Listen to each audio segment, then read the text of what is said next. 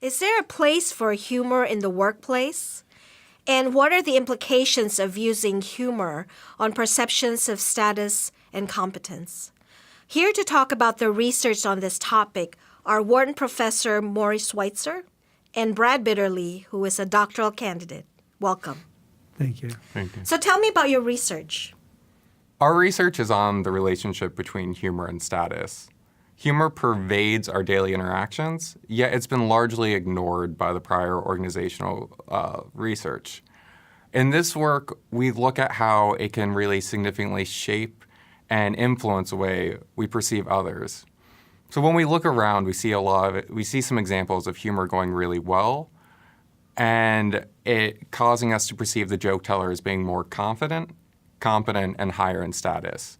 For example, the night before Dick Costolo joined Twitter as the chief operating officer, he sent out a tweet that said, "First full day as Twitter COO tomorrow. Step 1, undermine CEO, consolidate power." Now, a year after he sent out that tweet, he ended up becoming CEO of Twitter. So we can see examples of where someone uses humor and they rise to the top of the hierarchy, but we also see cases where people attempt to use it, say a really inappropriate joke, and just plummet to the bottom. And the focus of our work is trying to understand what it is about humor that can cause someone to either rise or fall in status. So what are your paper's key takeaways? Well, one thing we find, first, as Brad mentioned, humor is risky.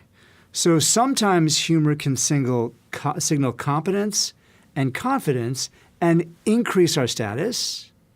But sometimes if we cross the line, so humor can fail because it's inappropriate, because it's just not very funny, or because we overdo it, so too much.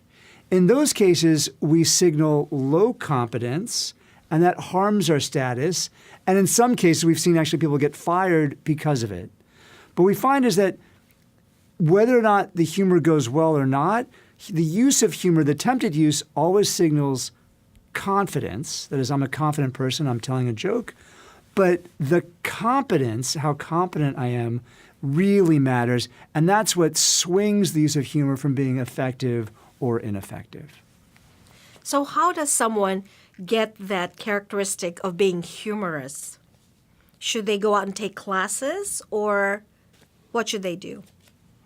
Well, I think since it is a really important skill set in our daily lives and a really important managerial skill, I think it could help for people to try to take classes. They could do improv classes.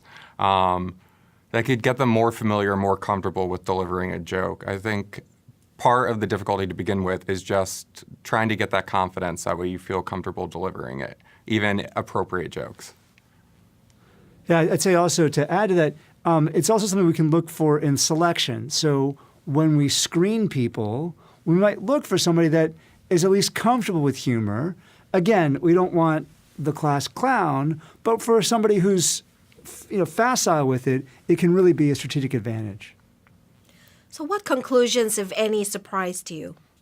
So I'd say one of the conclusions that I found particularly surprising was in our second study, we found that someone who effectively used humor, they were not only perceived to be more confident, competent, and higher in status, they were even more likely to be elected as a group leader for a subsequent task. So here we see humor not only influencing perceptions of one another, but even influencing behavior. I'd say another important finding in our work is that we're really disentangling confidence from status. In a lot of prior work, people had found that people who are more confident, project confidence, are perceived to have higher status. And here we show that with the inappropriate use of humor, people can project confidence, but still come off so badly that they actually lose status. And what are some practical implications of your research? So some practical implications, first of all, are that humor can be a really effective tool for increasing status, and that people should be aware of this. Compared to other methods of increasing status, say using goods to signal status, a joke is free, whereas a Louis Vuitton bag is extremely expensive. It can be, if people realize the power of it, it can be really effective. But the other thing to keep in mind is, as we said, it's really risky and that people should be aware. And in novel situations with unfamiliar others, you might not have a good read on how your joke is going to be received. And we even see professionals getting in trouble at times. Last month, we saw Ellen DeGeneres send out a picture where she photoshopped herself on Usain Bolt's back. And even though she meant it as a joke, and this is someone that's really built their career on being able to effectively use appropriate humor, there was some backlash for the picture. So we should be... Yeah, we should be careful. And our work identifies the use of humor as something really important. That is, humor influences the hierarchies within our groups at work and at home. And here, rather than being some ancillary or superfluous behavior, we're arguing that humor should be taken seriously insofar as it can really help us navigate our social interactions and profoundly influence our perception of where we fit in a hierarchy. So what sets your research apart from other work in this area? So one way that we set ourselves apart is we're the first to really experimentally manipulate humor to study how it influences status. So we ran a series of experiments where we presented participants with a situation where they were faced with an individual that either gave a serious comment or a joke. And we found we were able to establish causality between humor and confidence, competence, and status. The other area where we set ourselves apart is that we demonstrate that although confidence really does help us in our daily lives, it's really good to be confident, saying an inappropriate joke is such a strong signal of lower intelligence and lower skill. It overpowers any of the benefits of confidence and causes a person to lose status. So what will you do next as a follow-up to this research? Well, we have an active program looking at humor in some other contexts, like in negotiations.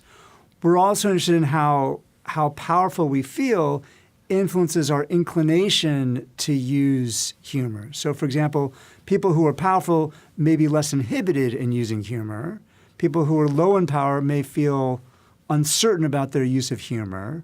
And it could be that we create a cycle where if powerful people are more likely to use humor and they get better at it and use it more effectively, it might maintain a power hierarchy in a way that other things are sort of, might be harder to sort of break. So we're going to begin to think about how power and humor really interact.